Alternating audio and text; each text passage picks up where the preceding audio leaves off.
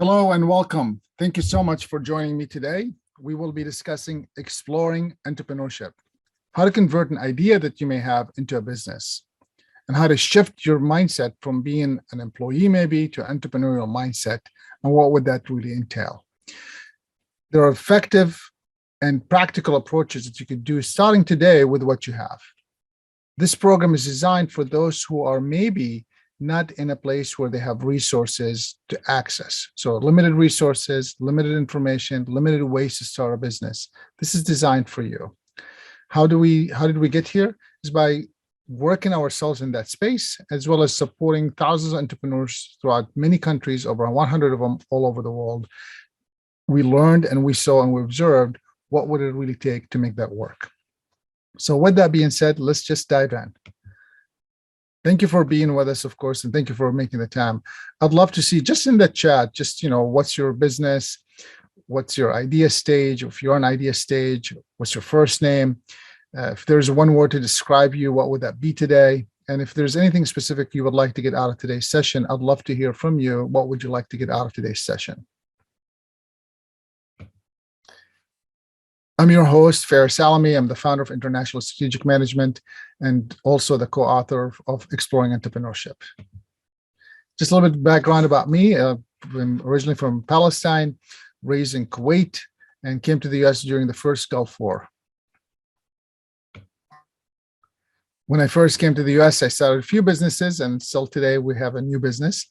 My first business was a t-shirt business in the early 90s. I learned how to wholesale and beauty supplies. And then I learned how to do some limousine driving and do some e-commerce in the late 90s. And then I joined Macy's department stores and was part of their executive team, helped them turn around some of their stress stores.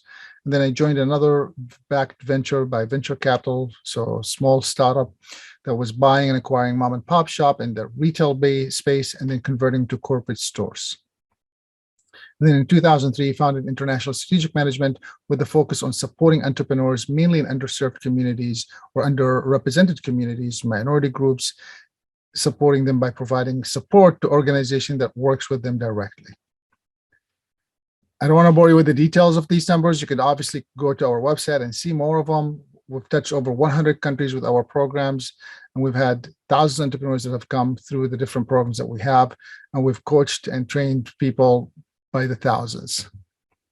Here's a sample of some of the companies that you might recognize. Clearly, there are thousands of others that you would never recognize. Some of them are startups in small little towns, and some of them are large, as you can see here. Most of our work has been really on working with groups of individuals of organization that supports the entrepreneurs. So if you think of an economic development agency, city economic development, an incubator, an accelerator, a business center, we usually work with them to launch programs in their communities and sometimes draft new programs or utilize some of our existing programs to deploy immediately, leveraging the resources that we have. So the entrepreneurs usually interact with us through one of these channels, sometimes directly, mainly with these channels to deliver a program. We've been very blessed to be able to do that in many countries throughout the world. Many times we're even blessed earlier before they launch a program, helping them design and understand what is the community's needed to deploy a program in that community. Many times they usually come to us after they've identified few ideas that they want to explore of what programs would make sense. And because of our depth in these programs, we're able to guide the organizations on what program makes best sense for them based on their entrepreneurs and the entrepreneur stage. All right, so you can see on the map where we've touched, so I'm going to move forward from that. And I just want to make sure that I mention this because a lot of times people say, oh, this is awesome.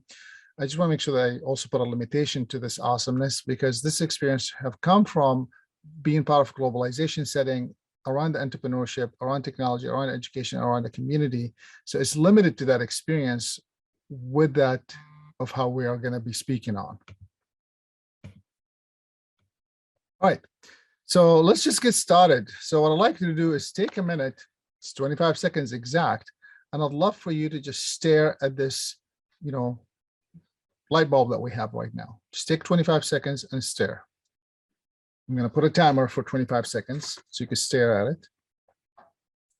And once we stare, we're going to talk about what's going to happen next.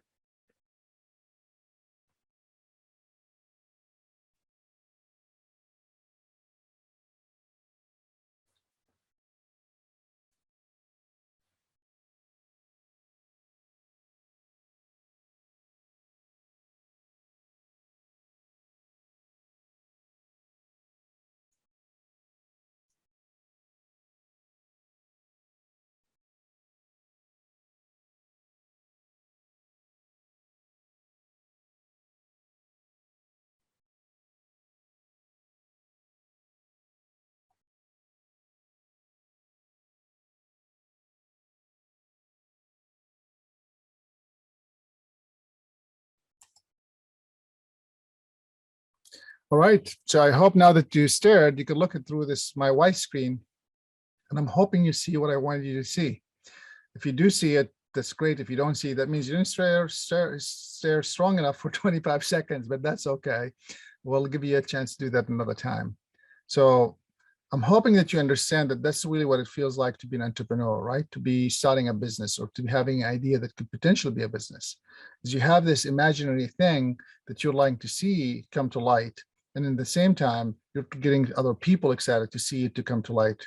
And that takes a lot of energy. How do you do that, especially if you have no resources? Well, we all have known and know how to do this, right? Many times people tell you, well, what is your business plan? And I will not discount that a business plan sometimes can be helpful, but I also don't want to discount that sometimes most entrepreneurs we've worked with never had a business plan to start a business. What they mostly had is what I call it a plan for the business, but not necessarily a business plan. Now, having a business plan formally can help you apply for funding. So a lot of times, if you're looking for funding or for partners or for organization support or for others to support you, having a business plan comes handy. If you don't have a business plan for your own sanity, you might want to plan for your business. And I've seen some of these plans as little as 2 to 3 pages or a one pager, and as high as, I think the most I've ever read a business plan was maybe over 1,000 pages. It was a medical device company. Now, I mentioned that not to brag in a way, I'm mentioning that so you could understand the knowledge that comes with writing a business plan versus planning a business. Writing a business plan, as you can imagine, and yes, you're welcome to share your thoughts, of course, in the chat anytime. Writing a business plan, what does that really mean? Well, it probably has a specific structure, right? Usually it has a background information. You can see through the slides. What's the problem? What's the opportunity, right? What is your real solution? What is the product or service you're going to be offering to these customers? Where are you going with this product? What's the market size and what does it look like for that, right? How do you plan to enter this market, right? How do you do that? Do you have a team that's going to support you? Do you have any money that you could use to make this work? How are you going to make any money doing this? Have you done anything so far to get here? What are you planning to do next to get there next? And if you're needing some money, what do you need to do with the money that I'm going to give you to get you there? That's usually what I'm going to call the characteristics of a business plan. And usually that requires someone to go in and pitch or present this plan. A plan for the business may have some of these characteristics, but they're really looking at maybe a little bit less structure and more about those specific information. Again, please remember, no right or wrong, and don't discount one or the other. It's just two different ways to approaching, running a business. Now, I mentioned that because you might think, well, Faris, I have no resources to do any of this stuff. I just want to get started. Fantastic. Thanks for taking us there. So it does start with a mindset, and I'm borrowing this from one of our other programs, which is the Resilient Entrepreneur Canvas. And we're really in that program, we're talking about the mindset, the self, the business, and the moving forward, and what would it take to make those things work. And what we've discovered is the mindset is really the first component of all the action that could follow from it.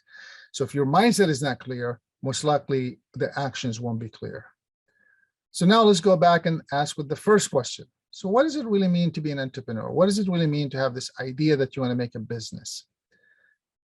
I would love to hear your thoughts. What does it mean to be an entrepreneur? In the chat, you could welcome to go ahead and just type your answers or your thoughts on that, or in a piece of paper, on your notebook, whatever you like. Just go ahead and just write down some ideas. When you hear the word entrepreneur, what comes to your mind? What does it mean to be an entrepreneur? And don't worry, I've heard all kinds of answers from unless you put payroll on your credit card, you're not an entrepreneur. Unless you slept on a couch, you're not an entrepreneur. Unless you're a rest taker, you're not an entrepreneur. And unless you've done X, Y, or Z, unless you do this, you got to be visionary, you got to be this. And I've heard all kinds of answers for that. And of course, there's a definition in the dictionary. I am not going to bore you with that answer because you could go and read that answer yourself. In general, most of us educators or individuals who support entrepreneurs, at least most, not all, agree to that today, entrepreneurship from our perspective is more of a mindset. How do you think? How do you look at things? And the symptoms of that, or the foundations of that, I'm going to say, is really simple. What problem are you solving, or what opportunity are you creating? That's really the basic foundations of that premise of what an entrepreneur is. They see something that they want to fix, or they see an opportunity that they want to create, or they want to leverage, or they want to offer. And based on that foundation, all the other components can be built around it. And I mentioned that to you because it's important to understand how you could leverage that with you having a resource or not. So when I say I was an entrepreneur, and yes, I respect all the other answers, risk taker, visionary, all of the things that we just mentioned, passionate. The truth is, I've met entrepreneurs from all across the pathways, and some of them had those characteristics and many did not. And to bust that myth is one way for you to look at it, is just start asking the people who are actually running the businesses. Don't ask the people who would like to one day run a business. Just go start talking to people who are running businesses today. Excuse me. And please don't focus on one industry or another. I've been blessed to work with over 100 types of industries and all kinds of different entrepreneurs doing technology-based entrepreneurship. We're going to call that, or technology-enabled entrepreneurs, as well as I'm going to call them place-based entrepreneurs. They work in a place specifically, a retail shop, a coffee shop, a restaurant, right? And then, of course, I'm going to add a third component, service industry. They provide a cleaning service, maybe. They provide some type of service for a business. The right business plan, like we do, right? We offer a service. It's a training service. We offer a training that's, or consulting or strategy sessions. These are services. They're not necessarily a product driven or technology driven. Now, we might be technology enabled. We're using Zoom today. We have a Hopin. We have a few other platforms that we use, classrooms online that we utilize, and tools online that we utilize to help you do some of the work. But we're not fundamentally focused on creating a technology that's going to solve a problem or putting an office somewhere. So these 3 or 4 different categories sell on entrepreneurs. Each one of these individuals will have a different answer. Each person, based on their background, if they're coming from underserved community or underrepresented community or immigrant or minority groups, or if they're coming from a privileged community, they will have different answers for it. Also, if they're looking for technology-based entrepreneurship, those who support them, they're going to be looking for specific characteristics for that individual. I'm disregarding all of those today and saying an entrepreneur, from my perspective, is someone who sees a mindset of, I see a problem, I want to solve it, or I see an opportunity, I want to create. That's what we're talking about here. So that mindset comes with those ideas of what you could look for in the marketplace. Now, please note that there's no right or wrong answer from my perspective. And the idea would be is for you to explore it so you can kind of understand what's happening in this space.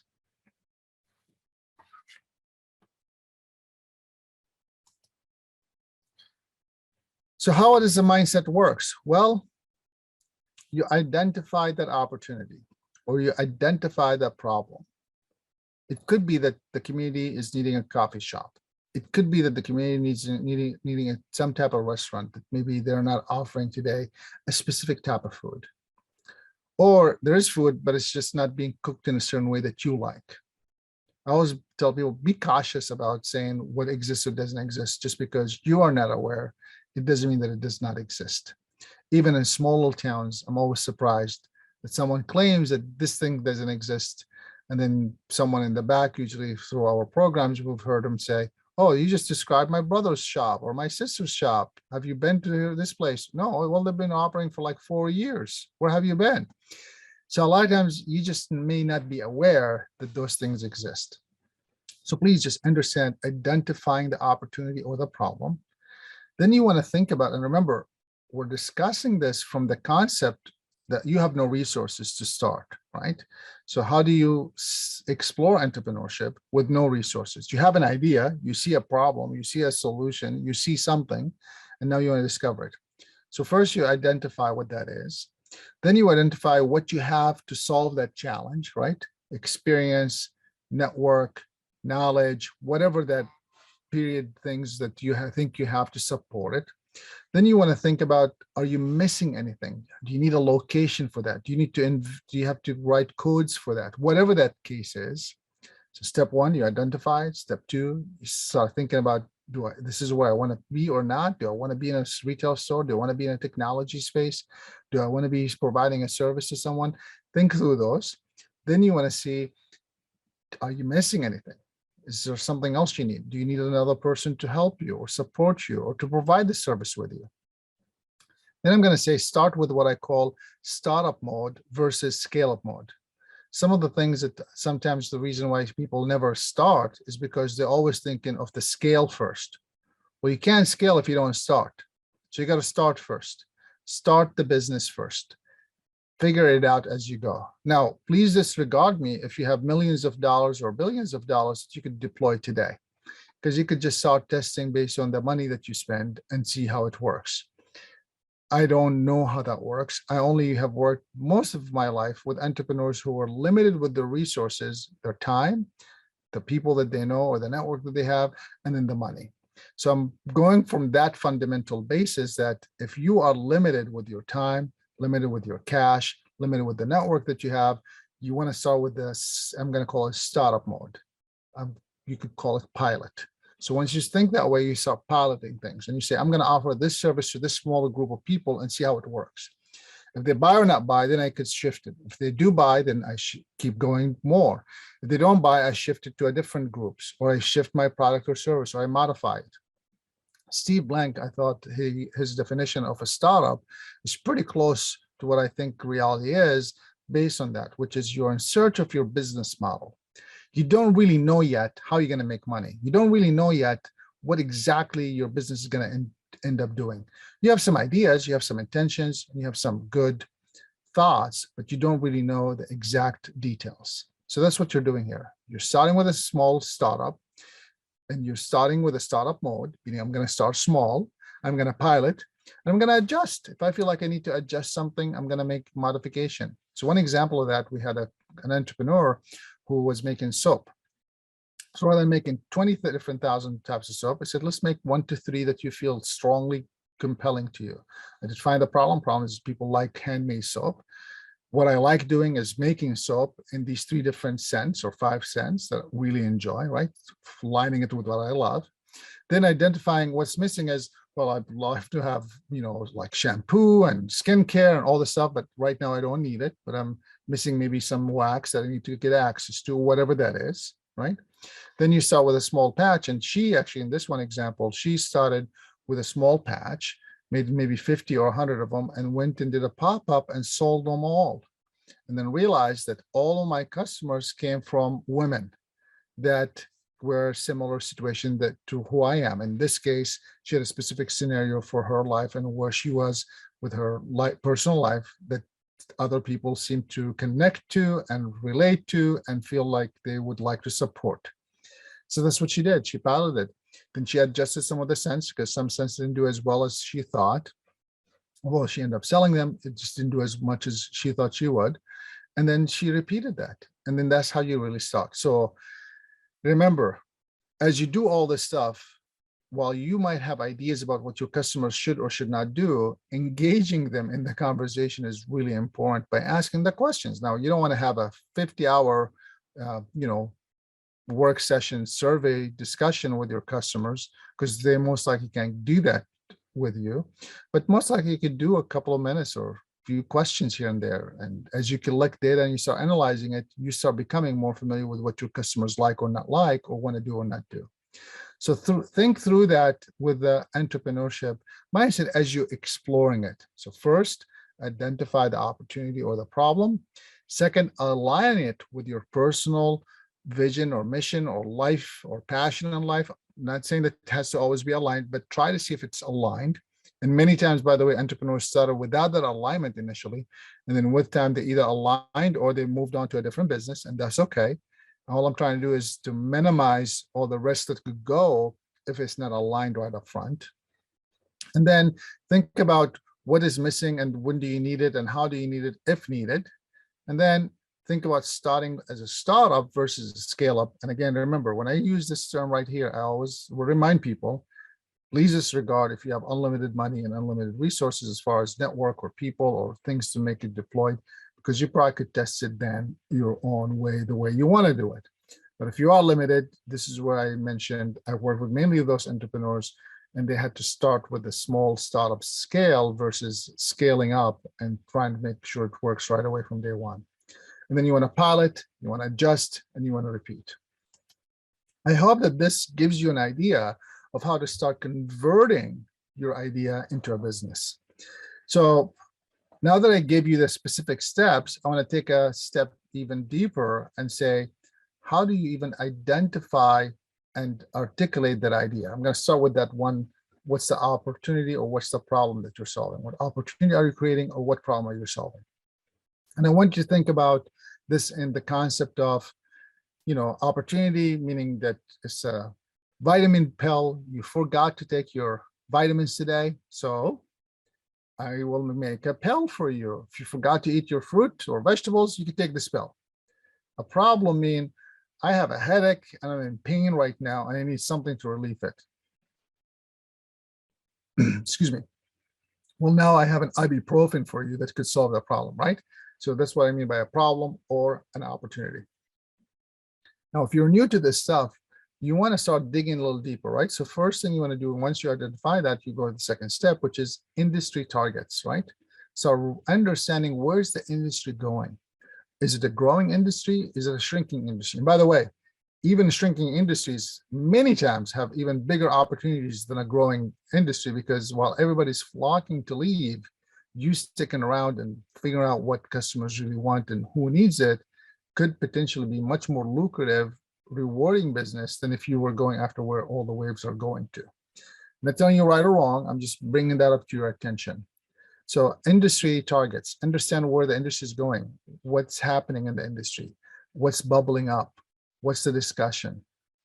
And then I'm going to call it start peeling the onions, right? So just don't take the surface words, dig deeper, meet with people who are in the industry, talk to people who are around the industry. Now, remember, it doesn't have to be just the people that are in it, around it, familiar with it, that knows nothing about it. It's all part of your discovery as you continue to peel that onion.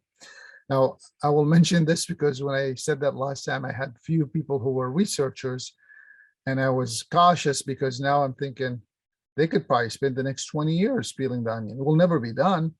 We're talking about starting a business and converting it from an idea to a business. You can't do that. You got to peel the onion really fast, maybe a day, maybe two, maybe a week, maybe two, maybe a month, maybe two. But at one point, you got to start. Okay, so don't keep peeling. Peel enough to learn enough to move forward, and then peel again as you continue moving forward. Then as you're peeling these onions, I want you to think about, look for patterns, right? Look for see, is there something that keeps repeating? Every 7 years, people seem to leave their houses. All right, why are they leaving their houses? Well, roughly every 7 years, the kids are now, if they had no kids, now they have kids, and now they're looking for school districts. All right, I see a trend now. Once people are leaving their homes, once they have a kid, generally speaking, 7 years later, they move to a new house. Why? Because they're looking for a school district specifics for their kid. Got it. Well, that's a pattern, right? So now you can start projecting what's going to happen with new home owners with kids or without kids. So I don't want to tell you what to do or not to do, but I want to look for those patterns to see what's happening. This, if you're in the car industry, right, we all know that roughly every 3 to 4 years, they change the look of the car. That's a pattern, right? So now if you're designing something that goes on these cars from the outside or from the inside, you need to be aware that every 3 to 4 years, those looks change. So what do you do to make sure that your product or service are aware of those things and be ready for those changes? And then what I will say is start creating, don't try to jump. Not saying that you shouldn't. And if you do, just be careful. Just try to take baby steps, right? And one of the things I liked, one of the books I read before, Rich Dad, Poor Dad, talks about you don't have to quit your job today to start a business. You could start today with what you have and generating enough business from what your business side hustle, let's just call it for now, and make it a business with time. And then when that becomes a business that generates enough money for you to leave your job, it makes you even maybe more money than your job, then go ahead and jump ships. Some people might disagree with that methodology. So if you're not committed 100% from day one, then go for it. Then you can't do it. Well, remember, I'm worked with only individuals who had no resources, meaning that if they didn't have a job to pay their bills, most likely they became homeless or no place to stay. So I want to be cautious with that. And I'm not going to tell you you should or shouldn't do, but I just want you to be thinking about that when we're discussing this baby steps that you're taking. At one point, you got to push. And in the beginning, maybe baby steps would work for you. Then I will say, it's okay to make a mistake. If you don't make mistakes today while you're doing these baby steps, you're going to make mistakes later. And the one thing I will guarantee you, the minute you start a business, that you're going to make mistakes. As a matter of fact, this is why I like to call entrepreneurship is a practice. It's a practice. The symptoms could look the same, everything looks the same, but based on the circumstances, the timing or whatever, it might be different today. And I use that today with COVID. If you went to the doctor a year ago in February and said, I'm coughing, I have a cold, they would have told you have a cold and we'll go back home and take some medicine. Today, if you do that, same sentences, very similar. They're going to say, wait a second, we need to take a test for COVID, and there you might end up being in the hospital. There are all kinds of things that change today based on that same symptoms, but just different circumstances. So I want to make sure that you understand entrepreneurship is pretty much the same. You could learn from the past, but you can't avoid making mistakes. You can try to avoid making the same mistakes, but you have to be open that there's going to be some new mistakes made. Make them, adjust from them, learn from them, and think about what resources do you have to help you avoid some of them. Being part of this work today, I'm hoping that this will eliminate some of these, painful points that you might go through. Is it going to eliminate all of them? Absolutely not. And if it did, you probably didn't start. So start running the business, you'll run into some challenges. But I'm hoping the way you're thinking and the way we're discussing things today will allow you to think through that. So please think through that and find those resources that could support you making those mistakes and adjusting from them. And then the last two things I'm going to say is keep going, right? The key with any business today that exists today, that they never stopped. Things might have stopped, customers might have stopped, people might have stopped, timing might have stopped for their industry, but they never stopped from doing the things that they felt is important. So keep moving with that. And then of course, the last is keep adapting. You don't want to be an industry that is fading away from doing something and you continue to just say, I'm going to keep offering it no matter what, because someone's going to buy it. Well, that's true, but maybe someone who's going to buy it is no longer in your space. Now they're in a different state or a different country. So you got to be able and open to adapting what's happening around you. As you clearly can see, we could spend more days and more time on each one of them. What I'd like you to do is please share with us in the chat one thing that you could do today with what you learned from us today. For what you could do today to convert your business or your idea into a business. What can you start doing right now, immediately? All right.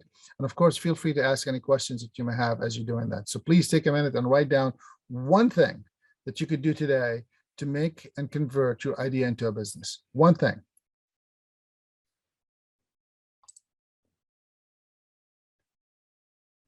As I close this and bring it together, I want to tell you, thank you, first of all, for being here with us. I want to say, appreciate your commitment to your ideas and your business, and I appreciate you being with us here today.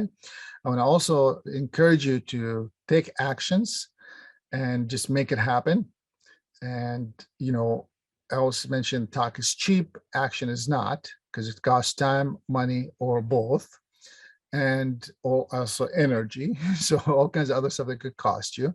And I want you to be thinking about entrepreneurs usually are action driven. I also want to say, leverage the resource that you have versus not having them. So you don't want to be one of those entrepreneurs that occasionally we meet. Well, I don't have this, I don't have that. Well, that's fine. That's why maybe you never started.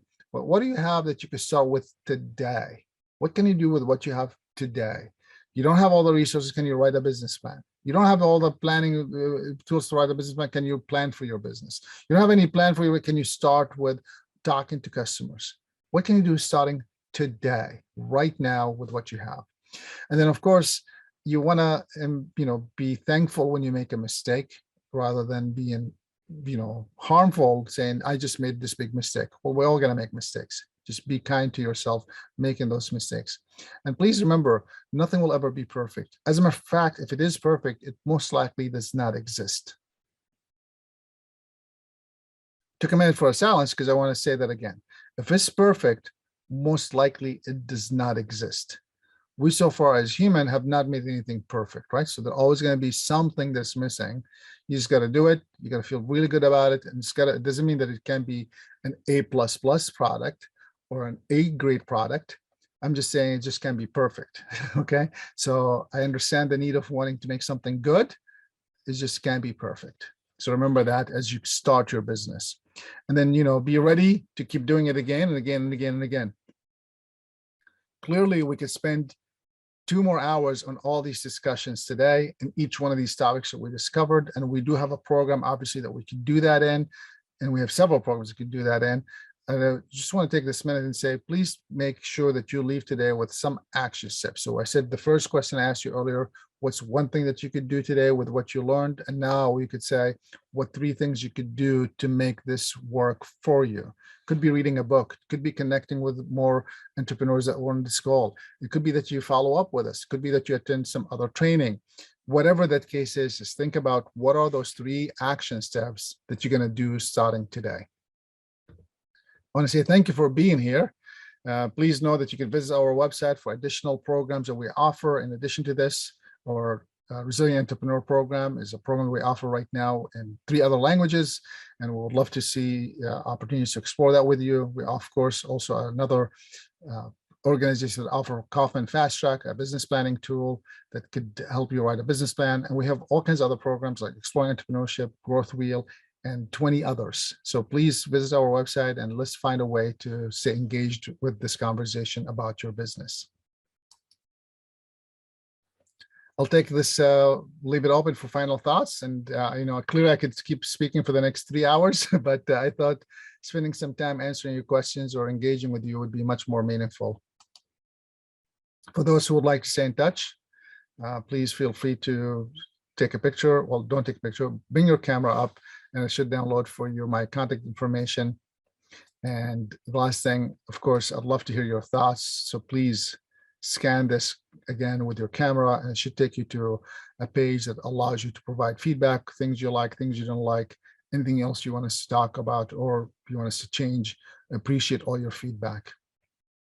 And if you like this, please share your work, share with the world.